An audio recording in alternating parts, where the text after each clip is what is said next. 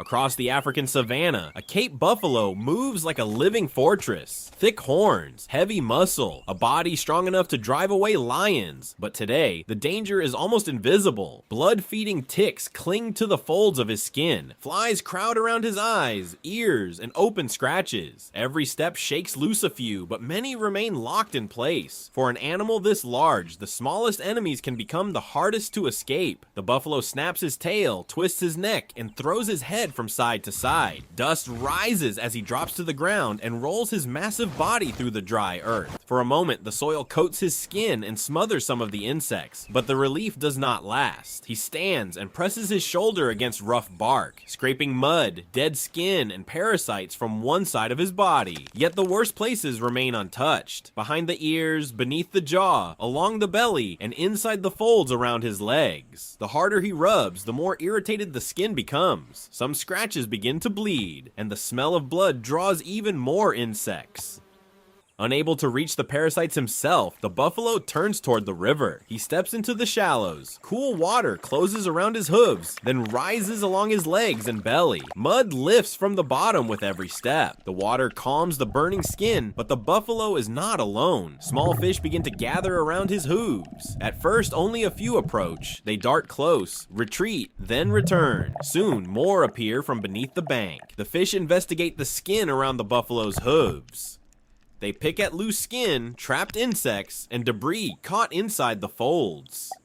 Others move higher, following the curve of his legs toward the underside of his body.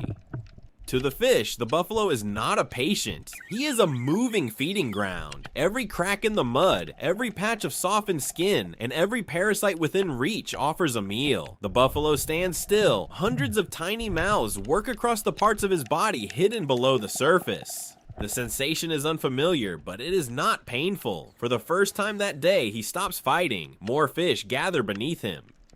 Some search near the belly, others circle the lower legs, where ticks and biting insects often hide. The buffalo lowers himself deeper into the water. The deeper he goes, the larger the cleaning area becomes, but the fish can only reach what lies beneath the surface. Above the water, the buffalo's ears, neck, back, and face remain exposed. From a nearby branch, a group of red-billed oxpeckers watches him. These small birds spend much of their lives on large African mammals. Their feet grip hair and rough skin even while their host is walking. One bird leaves the branch. It lands on the buffalo's back. The buffalo flicks an ear and turns his head. The oxpecker freezes, then it steps toward the base of the neck. Its sharp red bill probes between the hairs. It finds a swollen tick, pulls once, and swallows it. A second bird lands near the shoulder. Another moves toward the ear. These are dangerous places for such small animals. One sudden movement could throw them into the water or crush them against a horn, but the buffalo remains still. The buffalo is familiar with their presence.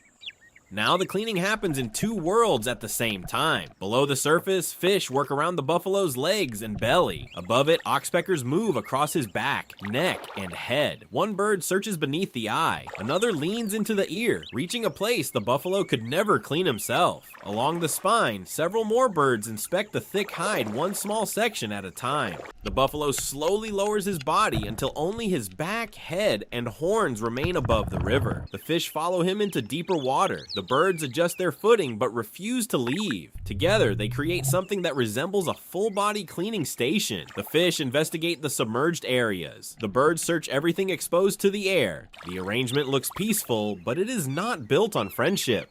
The fish stay because food is available. The birds stay because the buffalo carries what they need.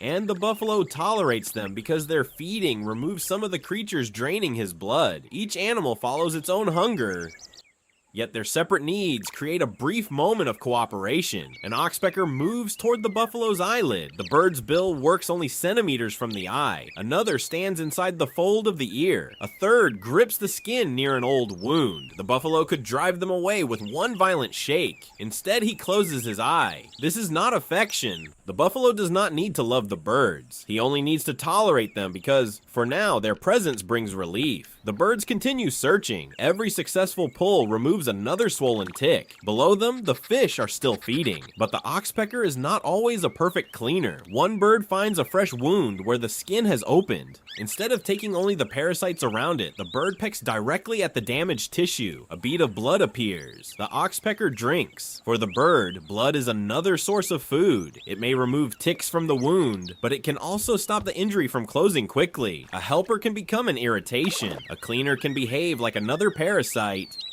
The buffalo lifts his head sharply. The bird jumps aside, waits, and returns. The interaction continues because the balance has not completely broken. The buffalo still gains enough relief to tolerate the cost. Eventually, the buffalo rises. Water pours from his belly and legs as he walks toward the bank.